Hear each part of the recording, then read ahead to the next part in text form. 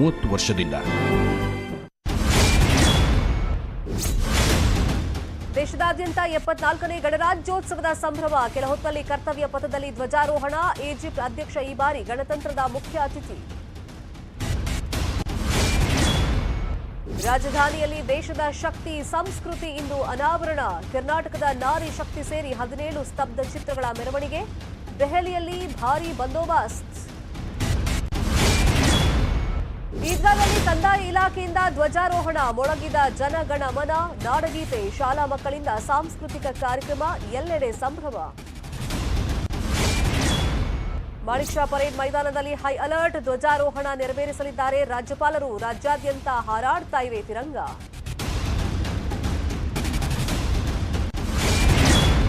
ಈ ಬಾರಿ 106 ಸಾಧಕರಿಗೆ ಪದ್ಮ ಪುರಸ್ಕಾರ. ಎಸ್ಎಂ ಕೃಷ್ಣಗೆ ಪದ್ಮ ವಿಭೂಷಣ ಗೌರವ. ಸುಧಾಮೂರ್ತಿ ಭೈರಪ್ಪಗೆ ಪದ್ಮಭೂಷಣ. 5 ಕನ್ನಡಿಗರಿಗೆ ಪದ್ಮಶ್ರೀ.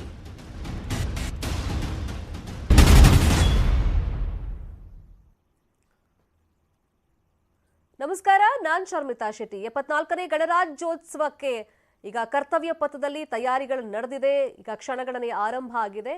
ಇನ್ನು ದೇಶದಾದ್ಯಂತ ಗಣರಾಜ್ಯೋತ್ಸವದ ಸಂಭ್ರಮ ಮನೆ ಮಾಡಿದೆ. ಕಾರ್ಮಿಕ ವರ್ಗವೇ ವಿವಿಐಪಿ, ಸಂವಿಧಾನಕ್ಕೆ ಸಂದ ಗೌರವ. ವಿಶ್ವಕ್ಕೆ ಪರಿಚಯಿಸಲಾಗ್ತಾ ಇದೆ ಮೇಕ್ ಇನ್ ಇಂಡಿಯಾ ಶಕ್ತಿ. ಇದು ಜನ ಗಣ ಮನ mega coverage.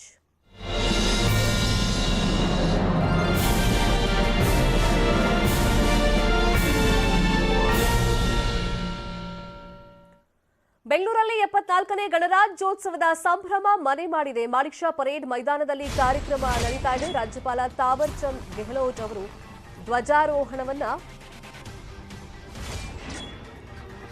Manik Shah parade ಮೈದಾನದಲ್ಲಿ ಧ್ವಜಾರೋಹಣವನ್ನ ರಾಜ್ಯಪಾಲರು ಮಾಡೋದು. ರಾಜ್ಯಪಾಲರ ಜೊತೆಯಲ್ಲಿ ಸಿಎಂ ಬೊಮ್ಮಾಯಿ ಪಾಲ್ಗೊಂಡಿದ್ದಾರೆ. ಧ್ವಜಾರೋಹಣದ ಬಳಿಕ ಪರೇಡ್ ನಡೆಯುತ್ತೆ. ರಾಜ್ಯಪಾಲರಿಂದ ಭಾಷಣ ಕೂಡ ಇರುತ್ತೆ. ಮಾಣಿಕ್ ಷಾ ಪರೇಡ್ ಮೈದಾನದಲ್ಲಿ ಹೈ ಅಲರ್ಟ್ ಇದೆ. ನೇರ ದೃಶ್ಯಾವಳಿಗಳನ್ನು ಗಮನಿಸ್ತಾ ಇದ್ದೀವಿ. ರಾಜ್ಯಪಾಲರು ಈಗ ಮಾಣಿಕ್ ಷಾ ಪರೇಡ್ ಮೈದಾನಕ್ಕೆ ಆಗಮಿಸ್ತಾ ಇದ್ದಾರೆ. ಇನ್ನೇನು ಕೆಲವೇ ನಿಮಿಷಗಳಲ್ಲಿ ಧ್ವಜಾರೋಹಣ ನಡೆಯುತ್ತೆ ಮಾಣಿಕ್ ಷಾ ಪರೇಡ್ ಮೈದಾನದಲ್ಲಿ. ಇನ್ನು ಮಾಣಿಕ್ ಷಾ ಪರೇಡ್ ಮೈದಾನದ ಪೂರ್ವ ಭಾಗದಲ್ಲಿ ಧ್ವಜಾರೋಹಣವನ್ನ ನೆರವೇರಿಸುತ್ತಾರೆ.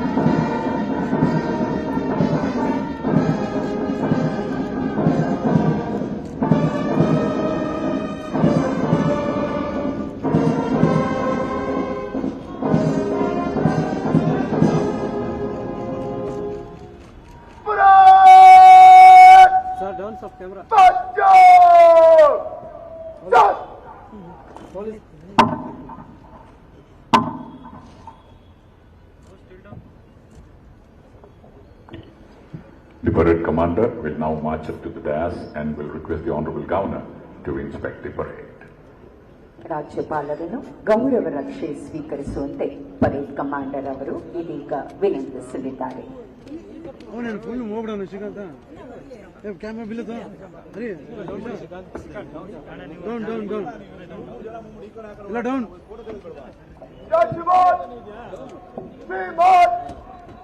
Republic Day, parade march, parade Hajiram, Judgment.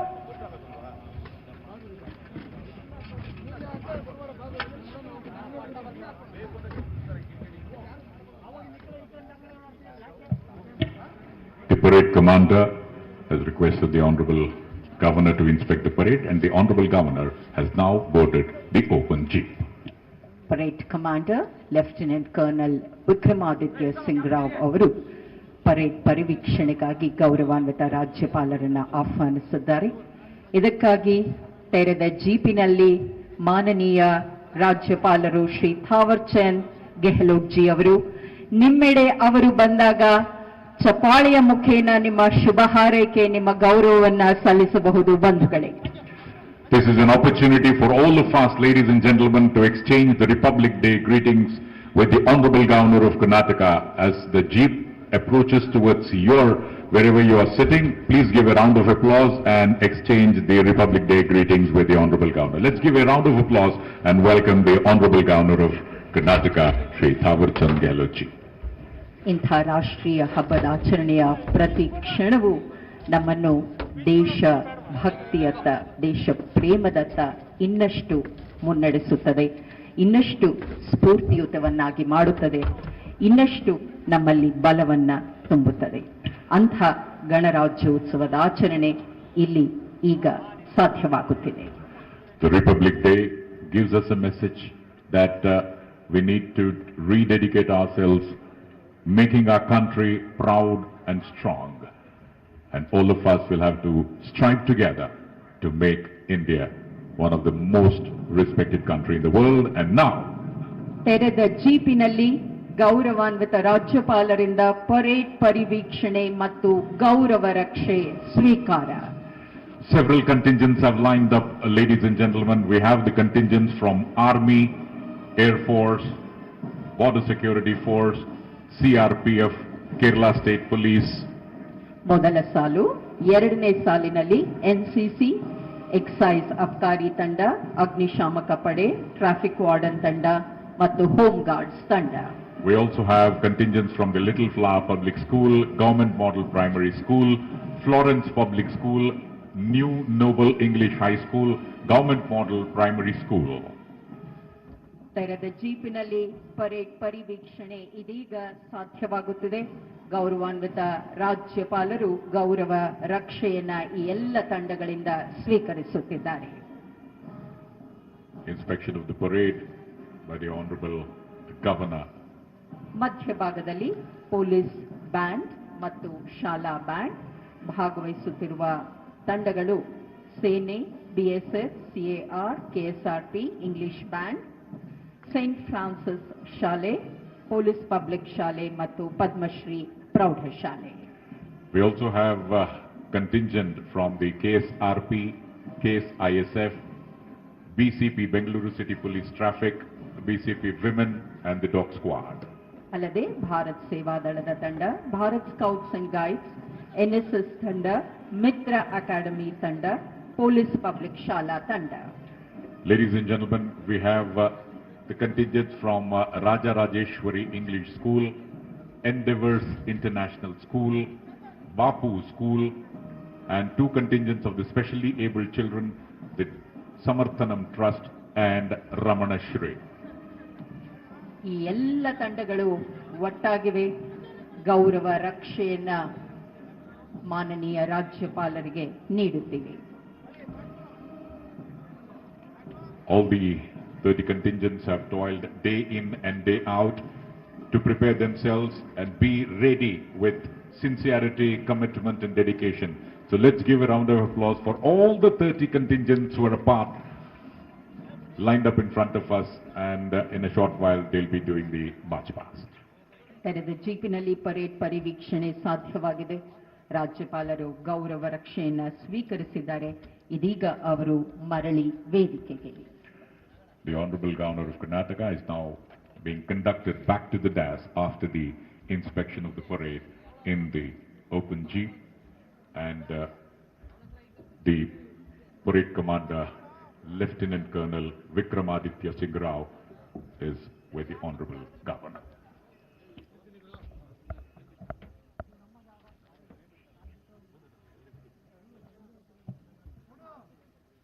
ನಿಮ್ಮೆಡೆಗೆ ರಾಜ್ಯಪಾಲರು ಆಗಮಿಸಿದ್ದಾರೆ. May we have a big round of applause to welcome him. ಹಾಗೆ ಶುಭಾಶಯನ್ನ ಚಪ್ಪಾಳೆಯ ಮುಖೇನ ಅವರಿಗೆ ಕೋರಬಹುದಾಗಿದೆ. Every Republic Day is a new beginning for the growth of our country, India, which is known for its unity in diversity. ವಿವಿಧತೆಯಲ್ಲಿ ಏಕತೆ, our India. ಹೊಸ ಹುರುಪು, ಹೊಸ ಸ್ಫೂರ್ತಿ, ನವ ಸಂಚಲನ ಎಲ್ಲವನ್ನು ಸಾಧ್ಯ ಮಾಡಿಕೊಡುತ್ತವೆ ಇಂಥ ರಾಷ್ಟ್ರೀಯ ಹಬ್ಬಗಳು. ಗಣರಾಜ್ಯೋತ್ಸವದ ಆಚರಣೆ.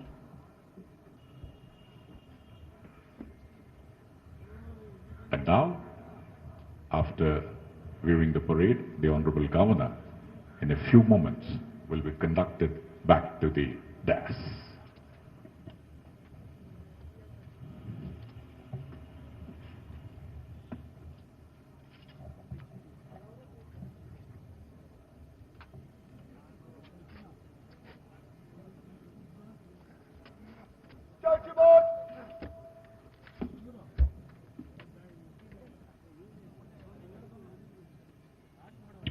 The parade commander has given the salute and returning to his position, and after he gets to his position, he will order the parade to Vishram.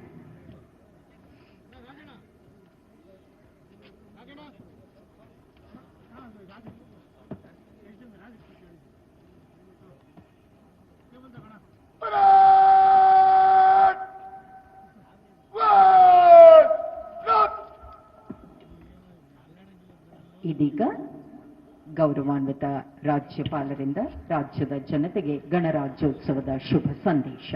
Republic Day message by the Honorable Governor of Karnataka, Shri Thawar Chand Gehlot.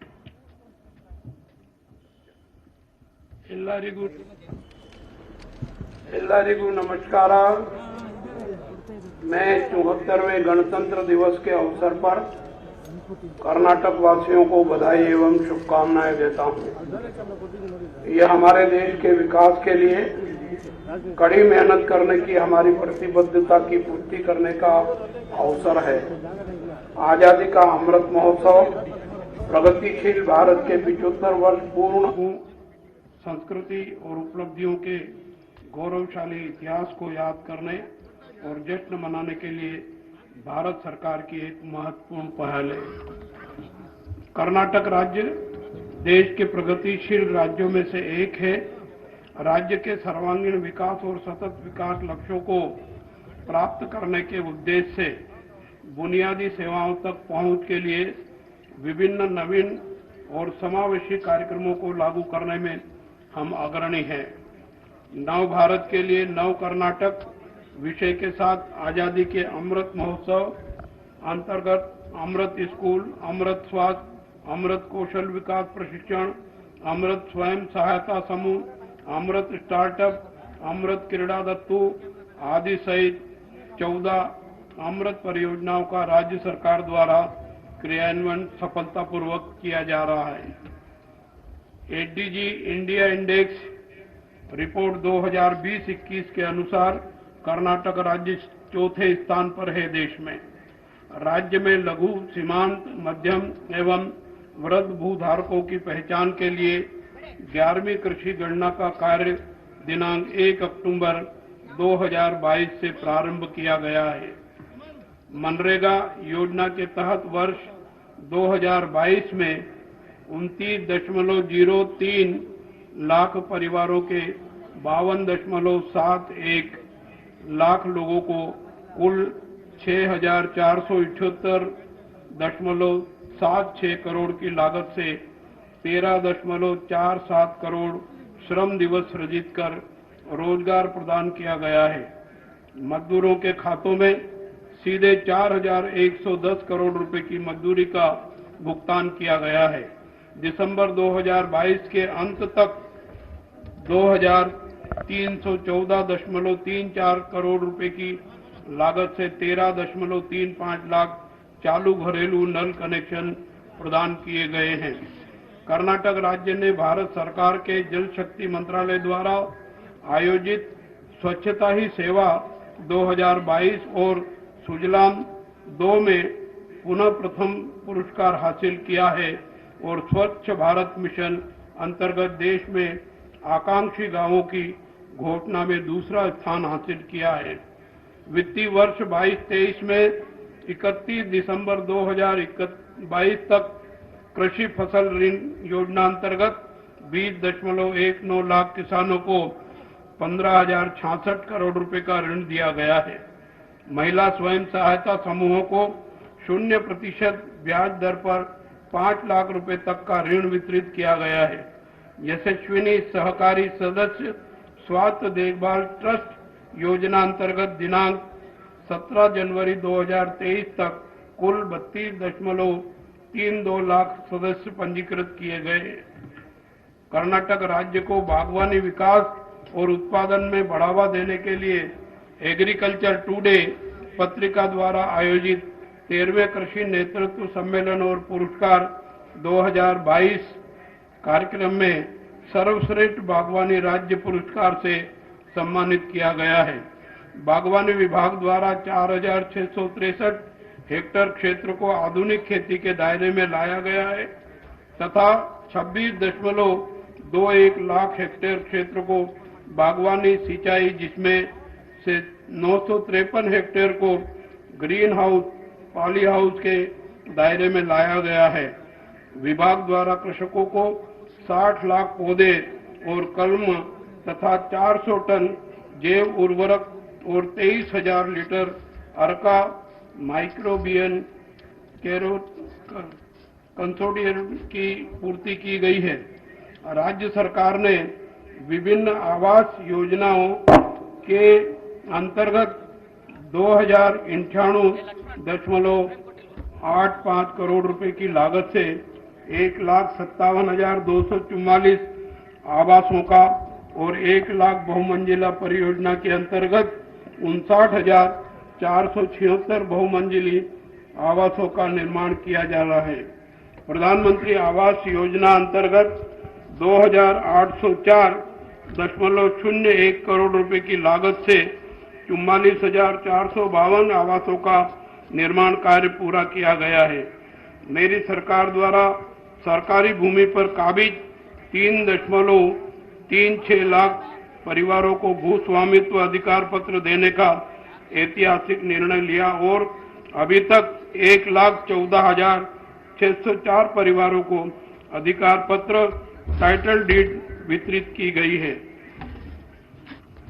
सरकार ने समाज के कमजोर वर्गों के बच्चों को सहायता के लिए पिछले साल रेत विद्या निधि योजना शुरू की थी।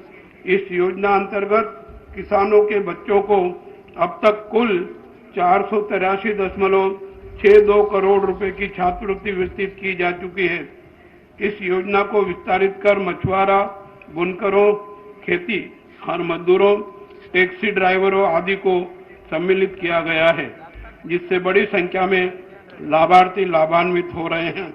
शासकीय विद्यालयों में 8,101 अतिरिक्त कक्षों के निर्माण एवं 978 आंगनवाड़ी निर्माण हेतु अनुदान दिया गया है। सरकार द्वारा 4,244 नए आंगनवाड़ी केंद्र प्रारंभ करने की स्वीकृति दी गई है। अनुसूचित जाति, अनुसूचित जनजाति और अल्पसंख्यक वर्ग की कामकाजी महिलाओं के लिए 6 शहरों में 24 छात्रावास शुरू किए गए हैं। मेरी सरकार द्वारा राष्ट्रीय स्वास्थ्य मिशन योजना के अंतर्गत किए गए कार्यों से राज्य में मातृ मृत्यु दर 83 से घटकर 69 हो गई है। शहरी क्षेत्रों में 438 नम्मा क्लिनिक एवं 128 महिला कल्याण केंद्र और पॉलीक्लिनिक स्थापित करने की प्रक्रिया की जा रही है। 1,000 करोड़ रुपए की लागत से 100 प्राथमिक स्वास्थ्य केंद्रों को 30 बिस्तरों वाले आदर्श सामुदायिक स्वास्थ्य केंद्रों में उन्नयन अगले 2 वर्षों में किया जाएगा। आयुष्मान भारत प्रधानमंत्री जन आरोग्य योजना आरोग्य कर्नाटक कार्ड के लिए 1.22 करोड़ लाभार्थियों को पंजीकृत किया गया है। इन योजनाओं के बीपीएल परिवारों को 5 लाख तक के मुफ्त इलाज की सुविधा प्रदान की गई है। सरकार पात्र निराश्रित नागरिकों को विभिन्न सामाजिक सुरक्षा योजनाओं के माध्यम से वित्तीय सहायता प्रदान कर रही है, जिसके तहत 75.76 लाख हितग्राही पेंशन प्राप्त कर रहे हैं। मने बालिगे माशासना अभियान के अंतर्गत 65,351 पात्र लाभार्थियों को पेंशन दी जा रही है। मुझे ये बताते हुए प्रसन्नता हो रही है कि लगातार 3 वर्षों से नीति आयोग के भारत नवाचार सूचकांक में कर्नाटक राज्य ने अपना प्रथम स्थान बनाए रखा है। स्टार्टअप रैंकिंग में भी कर्नाटक राज्य का अग्रणी राज्य है, देश का अग्रणी राज्य है। कर्नाटक स्टार्टअप संशोधित नीति 2022 से 27 राज्य की पहली कर्नाटक अनुसंधान एवं विकास नीति 2022 और कर्नाटक डाटा सेंटर नीति 2022 की घोषणा की गई है। भारत सरकार के उद्योग और आंतरिक व्यापार संवर्धन विभाग द्वारा व्यापार करने में सुगमता की रैंकिंग में कर्नाटक को टॉप अचीवर का स्थान दिया गया है। राज्य ने वित्तीय वर्ष 2022 में भारत के निर्यात में 25.87 बिलियन अमेरिकी डॉलर का योगदान दिया है, जो अब तक का सबसे अधिक है। शीर्ष 4 निर्यातक राज्यों में से एक होना हमारे लिए महत्वपूर्ण उपलब्धि है। कर्नाटक सरकार द्वारा बेंगलुरु शहर में दिनांक 2 से 4 नवंबर 2022 तक invest Karnataka 2022 global investors meet का आयोजन किया गया। इस सफल आयोजन में लगभग 15,000 प्रतिनिधियों ने भाग लिया और कुल 9,81,784 करोड़ रुपए का निवेश प्राप्त करने में सफलता प्राप्त की है। राज्य सरकार ने कर्नाटक एरोस्पेस और रक्षा नीति 2022-27 की घोषणा की है। राज्य में बढ़ते इलेक्ट्रिक वाहनों के निर्माण को ध्यान में रखकर सरकार ने कर्नाटक इलेक्ट्रिक वाहन और ऊर्जा भंडारण नीति 2017 में संशोधन किया है और कर्नाटक में इलेक्ट्रिक वाहन को अपनाने में तेजी लाने के लिए निवेशकों की अपेक्षाओं के अनुरूप प्रोत्साहन को अद्यतन किया है। अखिल भारतीय कन्नड़ साहित्य सम्मेलन का हावेरी में 6 से 8 जनवरी 2023 तक सफलतापूर्वक आयोजन किया गया है। कर्नाटक राज्य के 67 व्यक्तियों को राज्योत्सव पुरस्कार 2022 से सम्मानित किया गया है और उत्कृष्ट सामाजिक कार्य करने वाले 10 संस्थानों को अमृता महोत्सव राज्य पुरस्कार 2022 से सम्मानित किया गया है। कर्नाटक राज्य के सर्वोच्च नागरिक पुरस्कार कर्नाटक रत्न से वर्ष 2022 में डॉक्टर पुनीत राजकुमार जी को मरणोपरांत सम्मानित किया गया है। राज्य की 5 लाख से अधिक महिलाओं को सहयोग करने के उद्देश्य से स्त्री सामर्थ्य योजना के अंतर्गत 50,000 महिला स्वयं सहायता समूह को 1.5 लाख रुपए की प्रत्येक समूह को प्रारंभिक धनराशि दी जा रही है। बाल विवाह को रोकने के उद्देश्य से कोप्पल जिले में सफलतापूर्वक लागू की गई स्फूर्ति परियोजना को 12.51 करोड़ रुपए की लागत से बागलकोट, विजयपुर, रायपुर, बेलगावी और कलबुर्गी जिलों के 11 तालुकों में भी विस्तारित किया जा रहा है।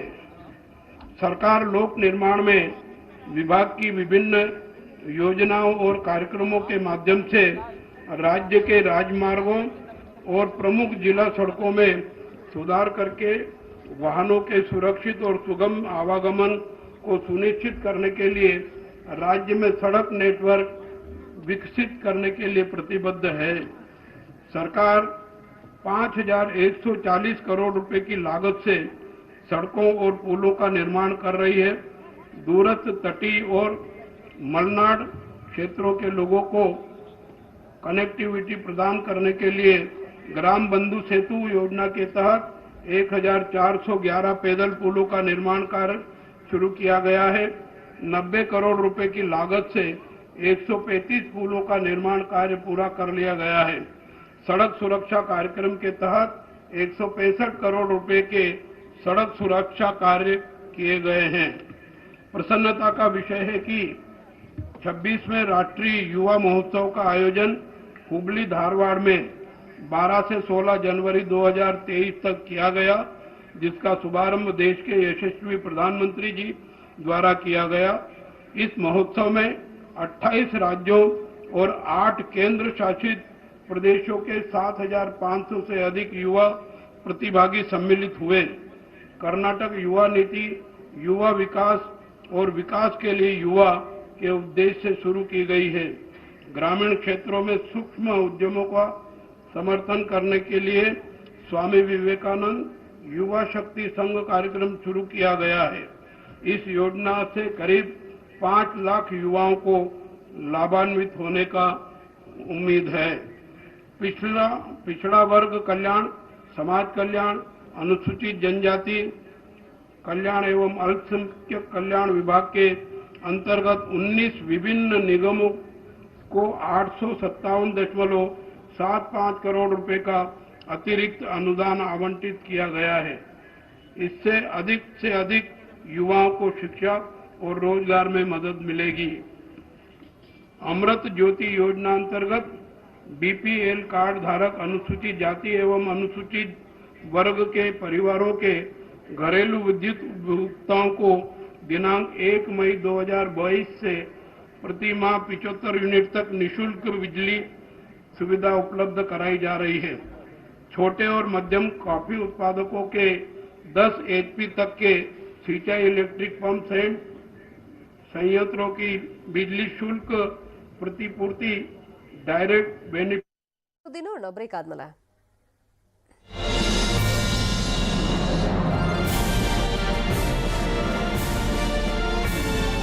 ಸಂಬಂಧಪಟ್ಟಂತೆ ಬೇಕಾಗಿದ್ದ ಸ್ಯಾಂಟ್ರೋ ರವಿ ಈಗ ಅರೆಸ್ಟ್ ಆಗಿದ್ದಾರೆ.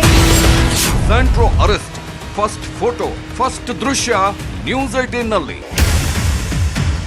ಇದು ನ್ಯೂಸ್ 18 ಗೆ ಸಿಕ್ತಿರುವಂತ एक्सक्लूसिव माहिती. नवीन जी, आपके पास जो कुछ भी इंफॉर्मेशन है आप हमारे साथ शेयर कर सकते हैं. अहमदाबाद क्राइम ब्रांच ने 2 लोगों को हिरासत में ले लिया है.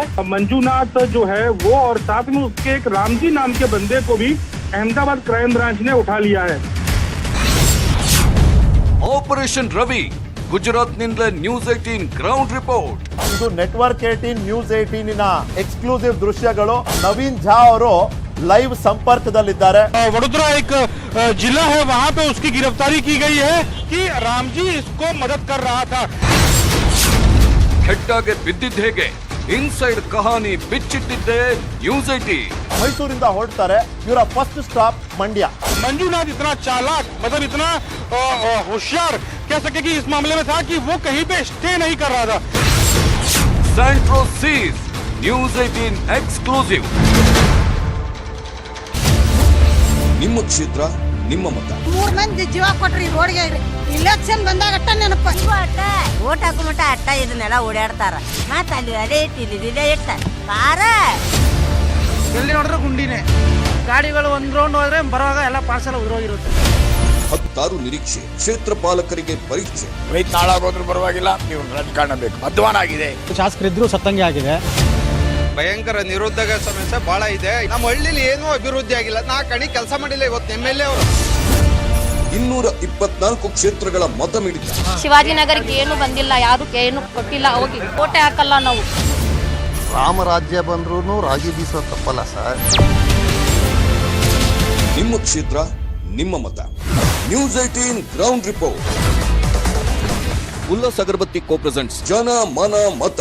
ವೀಕ್ಷಿಸಿ ಪ್ರತಿದಿನ ಸಂಜೆ 6:30ಕ್ಕೆ. ದೇಶದ ಪ್ರಜಾಪ್ರಭುತ್ವ ಮತ್ತೆ ಅದಕ್ಕೆ ಸಂಬಂಧಪಟ್ಟಂತ ಪ್ರಿನ್ಸಿಪಲ್ಗಳನ್ನ ನಂಬಿರುವಂತಹ ನಮ್ಮಂತವ್ರು ಯಾರ ಮೇಲೆ ವಿಶ್ವಾಸ ಇಡ್ತಾರೆ? ಚುನಾವಣೆ ಪ್ರಜಾಪ್ರಭುತ್ವದ ಒಂದು ಸಂಭ್ರಮ ಅಂತಾರಪ್ಪ.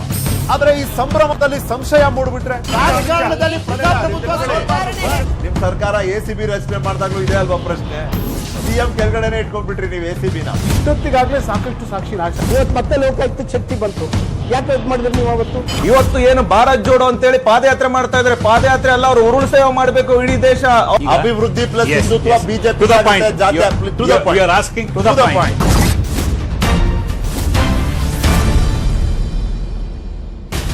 Ullas Agarbatti presents to the point. ಸೋಮವಾರದಿಂದ ಶುಕ್ರವಾರ ಸಂಜೆ 7ಕ್ಕೆ. ಉಲ್ಲಾಸ್ ಅಗರಬತ್ತಿ ಇನ್ನು ಸಾಧಾರಣ ಅಗರಬತ್ತಿ ಅಲ್ಲ, ಉಲ್ಲಾಸ್ ತನ್ನಿರಿ.